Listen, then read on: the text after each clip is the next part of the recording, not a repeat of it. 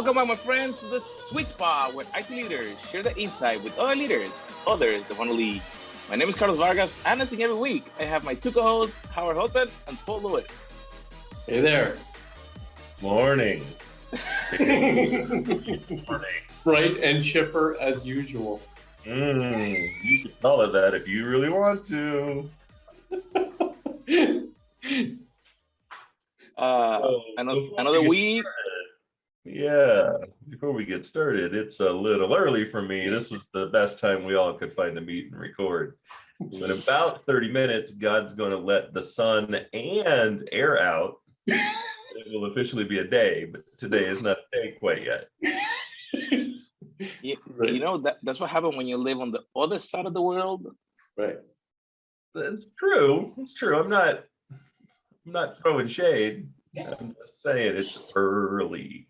We've been up, we've had breakfast, we've had a run, we've come into the office. Look at this, half our day's over already. You guys could almost be in the same office, actually, just different parts of it. Yeah. It's close.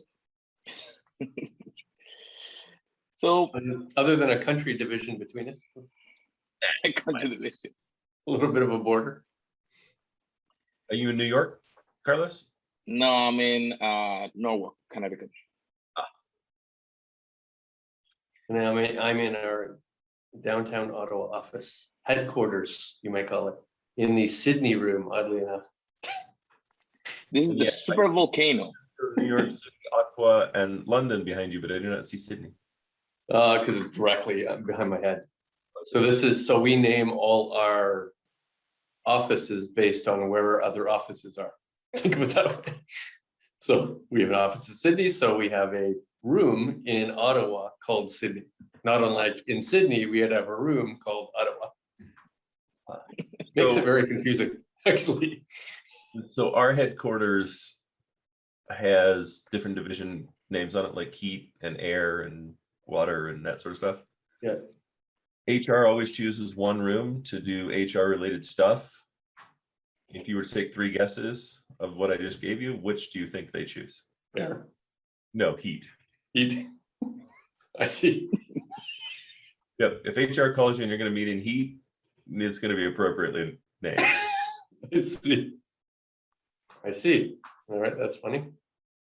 I don't think they intended it to be funny, and yet it's pretty funny. So tell us about your laptop woes. So in addition to getting up earlier than I wanted to this morning by at least an hour, I come downstairs, I try to power on the Dell work-provided Dell laptop, which immediately said, "You haven't touched me in 2 weeks. I'm going to pout and go into recovery mode." Not sure why. It's still sitting on some recovery screen over there. But the thing's built like a wet noodle. Like it's built like moist cardboard. It's just the floppiest laptop I've seen that is actually operating as intended. I don't know how Dell ships those things.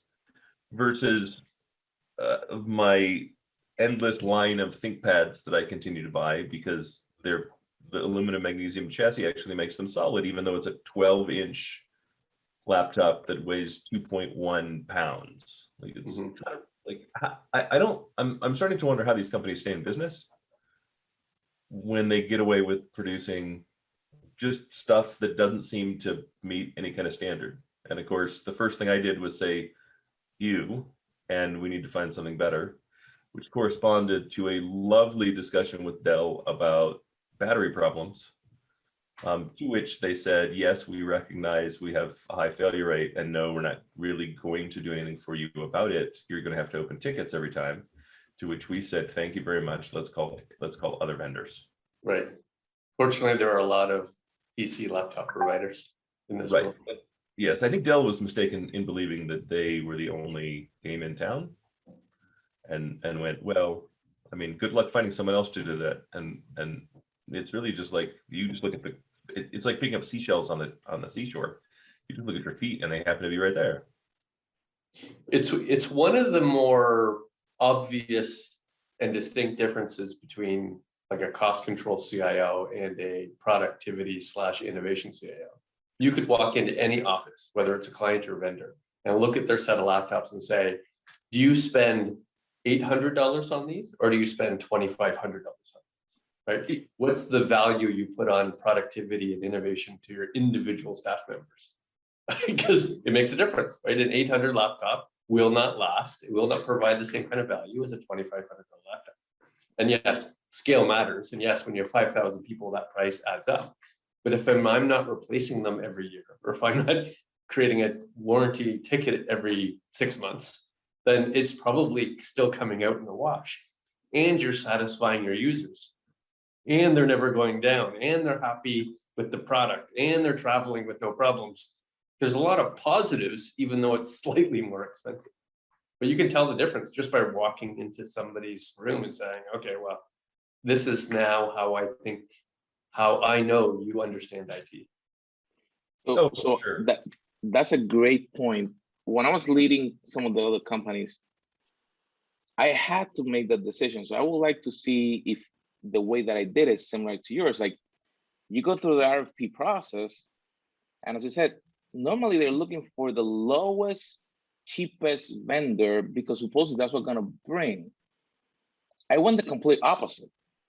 I said, let me get the best options, reliability, software support, additional options, then give me the best price between all the vendors.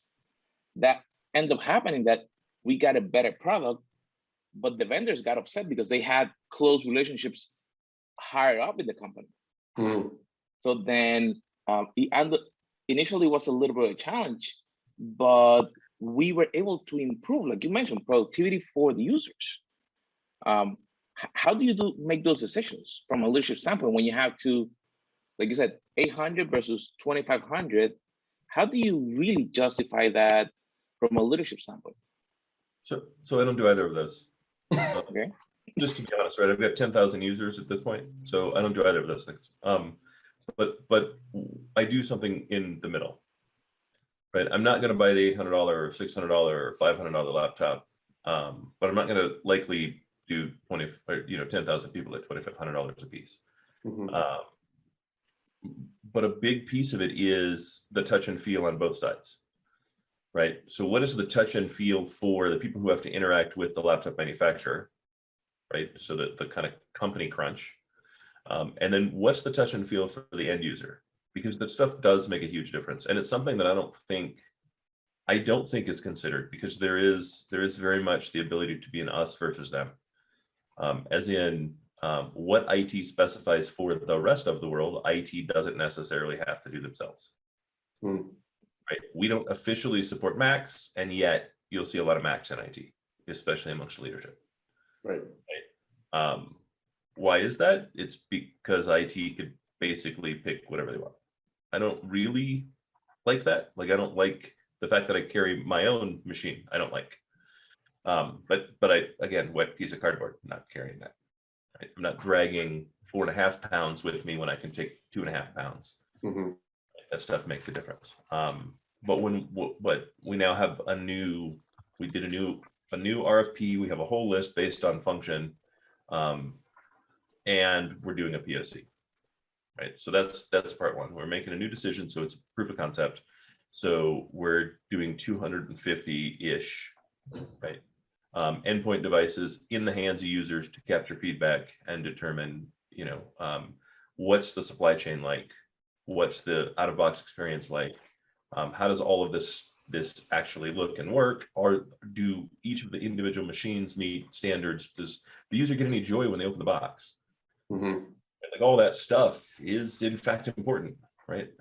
Because if they're not happy with it, then they're not likely to appreciate using it, and thus they're not likely to use it, right? If the keyboard is mushy, it's a really good one, right? How much flex is in the keyboard is really gonna decide whether or not they'll use it outside of a dock. And if they only use it inside a dock, then they don't really need a laptop, right? Because that means they're gonna, again, avoid using it when they travel. It's gonna stay in their bag. It's gonna, not meet the needs. And so how do we consider that and justify an extra $1 million a year for it? Day zero impression is also important, right? So, you get hired in an organization and you fill out the form, what laptop do you want? if there is only one PC option and one Apple option, then you know they're not considering the needs of the entire organization, right? I agree with you. System engineers require something different than a developer, which requires something different than a task worker, which is required something different that actually is outside in a plant, right? An essential worker who may not even, occasionally use a device. And yet you're only providing me with this one option to which is subpar, and this other Mac option, which is more expensive, but still subpar. You're not thinking about the breadth and complexity of, the needs of an employee. And you get to see that day zero, right? Day one. Like that, I'm not sure that's the impression you want to leave to your new employee. No, I think when we reduced it to about 15 to 20 roles, right, across the organization. And it really came down to kind of that, like, this is what's chosen for the role. Now, when it's all said and done, I think I honestly believe that just places a default. We don't have super strict controls, right? So if your leader decides, hey, you don't fit that role, you fit this role, and they want to order that for you, and it comes out of their cost center, that's totally fine with us. We're not. Our goal isn't to apply strict controls, but rather guardrails. Right. This is what we've determined based on what we know. Operate outside of it. It's your budget. We're not going to restrict you. It doesn't really, like, we've chosen vendors based on what, how we can manage them. Not try to, we don't manage your. So what happened to BYOD? Right? What happened to that whole world where I got a budget and I got to purchase my own equipment, and then I bring it in, and if I could use it whenever I wanted to, how come that's not prevalent? How come companies are still buying laptops for me? So I can't answer what everybody does. First off, I think BYOD in most cases is just bullshit. It's avoidance, right? Because when the user complains, how do I support the device? When the user has problems, how do I support the device? BYOD is fantastic in tech companies. And I don't know why any tech company would not have BYOD, right? As part of your hiring package, you can go buy and expense your laptop, or you can get one from corporate. Those are your two options, BYOD if you want. And we don't care when you're here a year or whatever, take the damn thing with you. It's not a cost we want to recover. Right. Like, that stuff works at a tech company, because if you bring your own device, you support that device. And that's fine, because there's an assumption that you can do that. IT's not supporting your own device, right? But that also means I have to have a way to support that device when you bring it into the office. I have to have a way to trust that connecting that to the network is not going to damage the other things on the network. And that means that my network requires a certain level of design, and that design has to be globally consistent.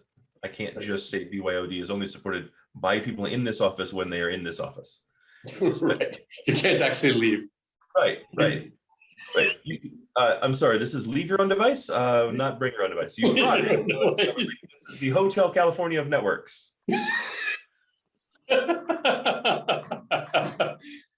That was good. That brings really good question about security and what is happening with ransomware, what's happening with the different security issues, zero-day attacks. So from a leadership standpoint, how do you then get, like we just established, and it will always be that way, that IT will have a different standard. So sometimes they will do stuff that no one else will do. But how do we help the rest of the org so they can be a little bit more forthcoming to try new things or to support us when we're implementing new things within the organization to protect it or to innovate? Well, I think that's two very, very different questions, right? Because trying new things, right, is asking them to be Mikey with life cereal, right? And it's one thing to say, we'd like you to try to innovate, which really is the organization has to remove a fear of failure and any penalty for failure, right? You actually, if you want people to innovate, then what you need to do is make sure you tell people, we want you to fail, and we're requiring you to fail to some percentage. Like you have to embrace the failure to a really high degree, because that's where it all goes wrong. That's why, especially legacy organizations, they're just not innovative. And they're not innovative because they say we pay you for success, not your failure. No, we need to pay you for your failure because failure educates. Mhm. Right? We want to encourage you to fail because we know for a fact if you're not failing, you're not actually trying. And no innovation will come from it. No invention will come from it. Right? And to be honest, it's more invention than innovation, but that's kind of problem one. With security, we want the exact opposite. I don't want you to fail. Right? I'm not paid to fail in security, and I will never be paid to fail within security. Right. Right. And so then it becomes, how do I create security as a matter of culture? Right. We lock the office door at night. We don't leave the office door unlocked. Right. We use passwords. Therefore, we've said that this stuff needs to be secure. We have to take that same logic throughout to protect the very things that we're asking you to innovate and invent on. Right.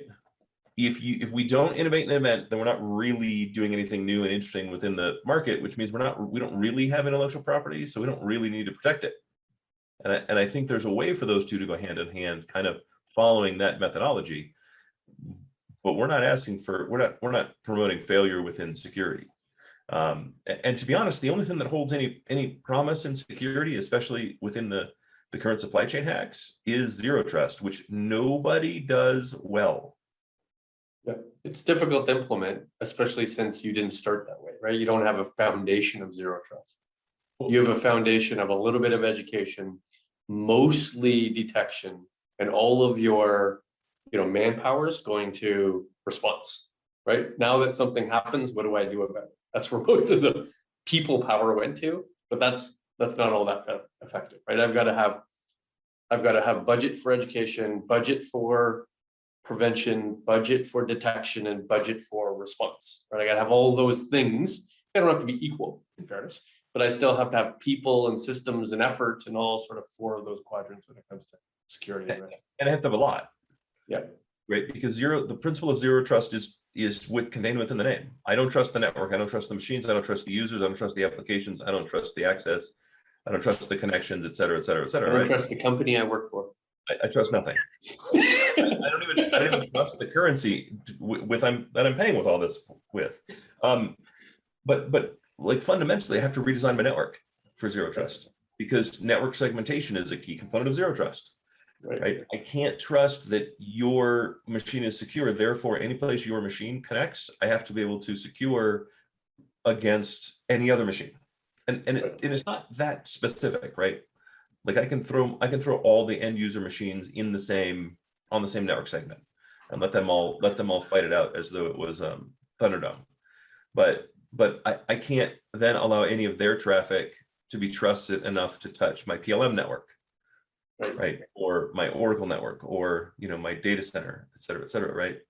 And so how do I do that when my networking team may already be overburdened? How do I do that when maybe I'm not investing in a networking team anymore, right? Maybe I've outsourced things like SD-WAN, and I no longer, I don't have any triple CCIEs. I don't even have any CCIEs, right? Because that's not a place where I invest, right? Well, now how do I go backwards and go, not only does the size of my security team need to grow, but now I'm placing a much greater burden on my networking team.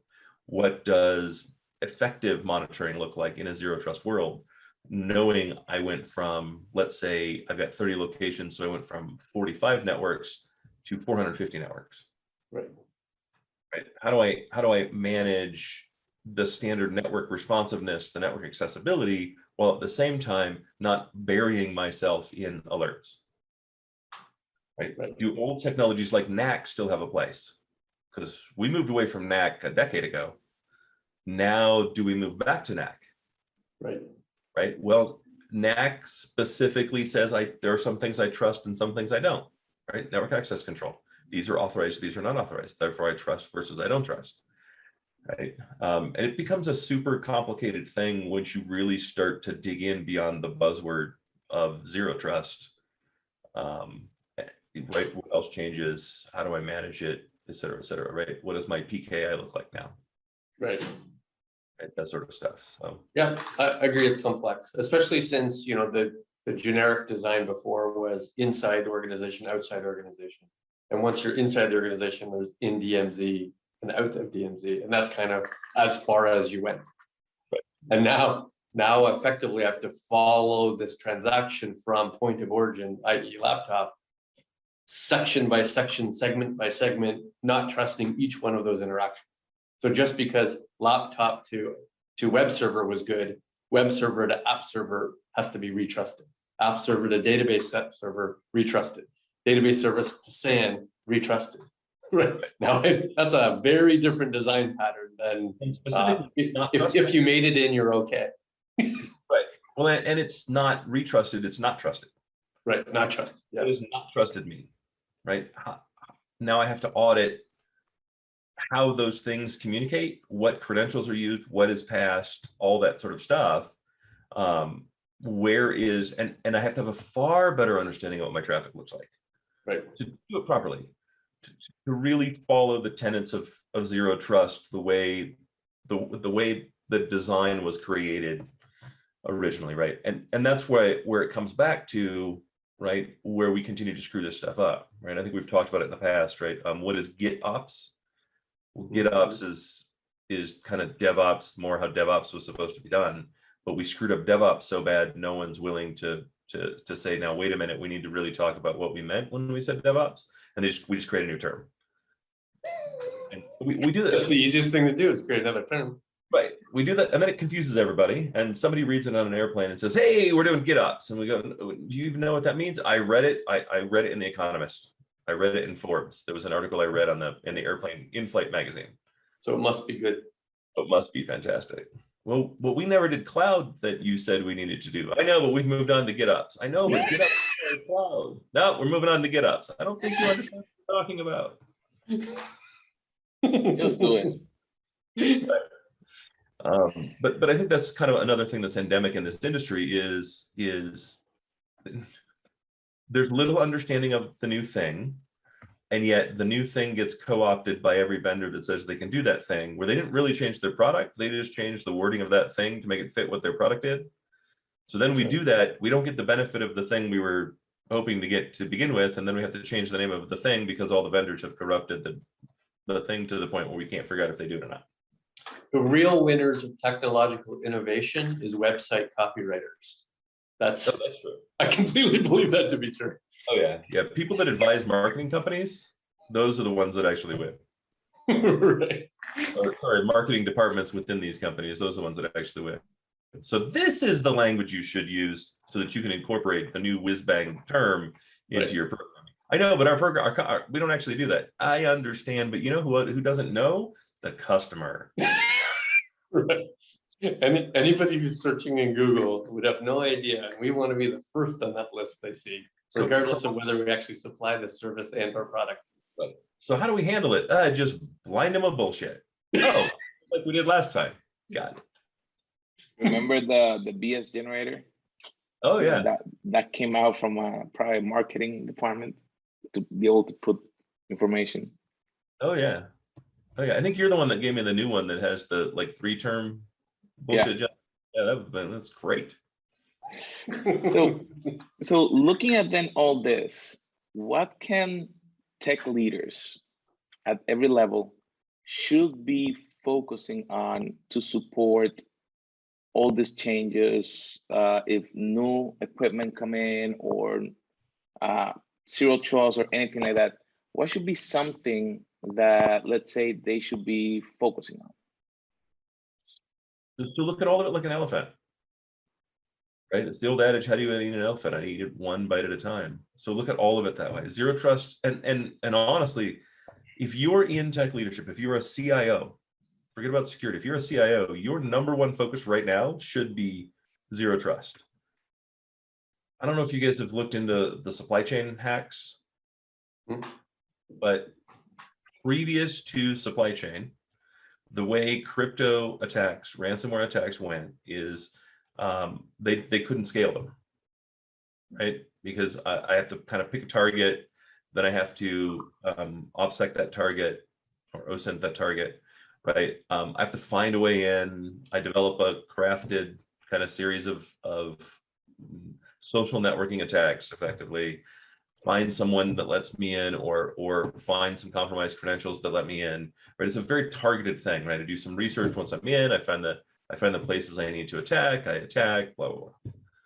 Supply chain did the exact opposite, right? Supply chain attacks went, hey, look, you have 100,000 available targets. I can't manage ransom against 100,000 targets. I'm doing the opposite. Right. Instead of doing careful research to pick the one target, now I'm trying to figure out how do I narrow it down to 10 that I can take a bite out of, to take a bite out of another 10, to take a bite out of another 10, to take a bite out of another 10. Right. They took ransomware and moved it to a scale that's completely unprecedented. And the scary part is, if you didn't protect yourself the second protection was available, then you're just on the list. Right? They will get to you eventually. You didn't suddenly get missed by the Kaseya ransomware attack. They chose specifically who they were going to hit in wave 1 of the Kaseya ransomware attack, and then wave 2, and then wave 3, and then wave 4.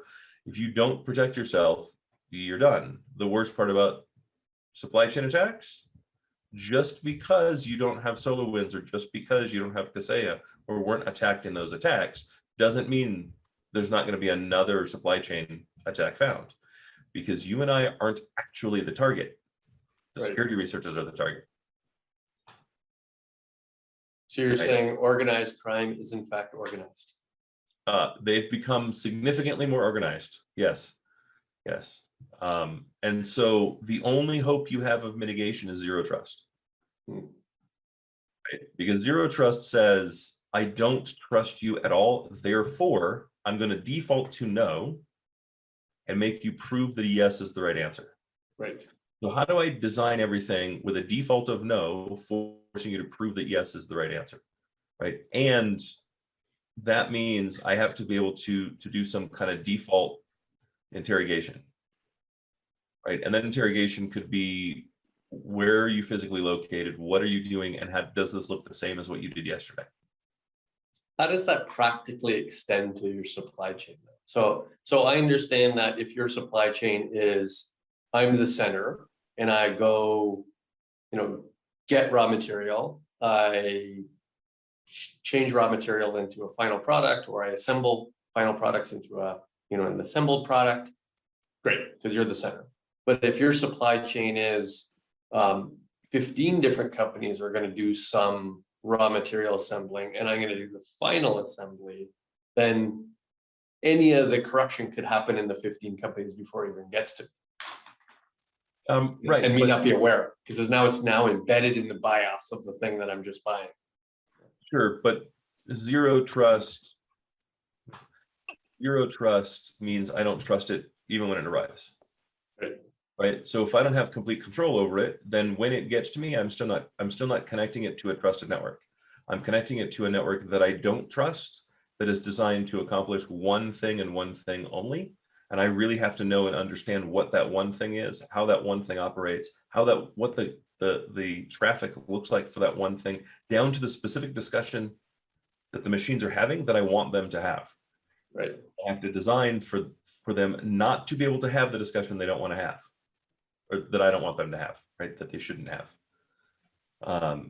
And we like to say we've done that in IT, but we've never actually done that. No. Right? We've never said this port, this ID, this header information is what we consider good, is what we consider healthy, is what we consider proper. We've never done that, right? We really habitually have said this traffic, plus I think this traffic and this traffic and this traffic and this traffic and this traffic and this traffic, that's all good. And that's if you look at it down to that granular level, right? When we look at microsegmentation was really supposed to be the first part of zero trust.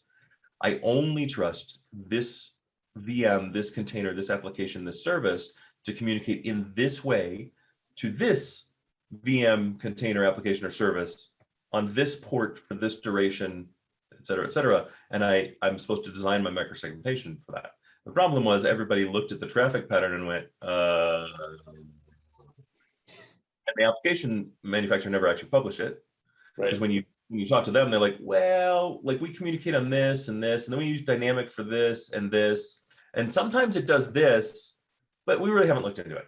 Right. Nobody's actually profiled the application in any sense, not even a performance profile, let alone a security profile. Right. And what we really need is we need the vendors of the microsegmentation to start using like crowd-sourced intelligence to start maintaining a database that says this is how everything we've ever seen communicates. This is how it's supposed to communicate. When you turn this off, it stops working. When you turn this off, it continues to work. Therefore, that's not necessary.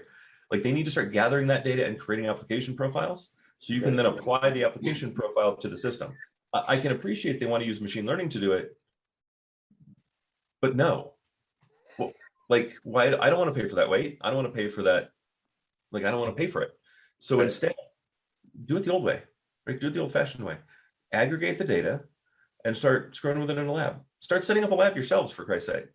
Right. We got 300 customers that just added this application. Maybe we should run this in our lab and do profile and then push the profile down and offer them a profile. Right. Instead, they expect us to do auto discovery, establish a baseline that could be wrong from the outset. Right. Or too open. Like you're going to auto discovery just to the IP, right? It's like, okay, anything that comes through this IP is fine. Oh, sure. But if it's compromised before it gets to me, right, and I'm doing auto discovery, I don't know what's normal for that application. Right. All I know is that's what's normal for the version of the application that's installed in my infrastructure. Right. Good chat, Carlos. Yeah, that was a good conversation, and always looking forward to learning and connecting with other leaders is the way to learn and apply. All these little changes can help you move forward, but as we always say, don't try to apply them all at once. Look, get your team reviewing them, and then you can start innovating within the company.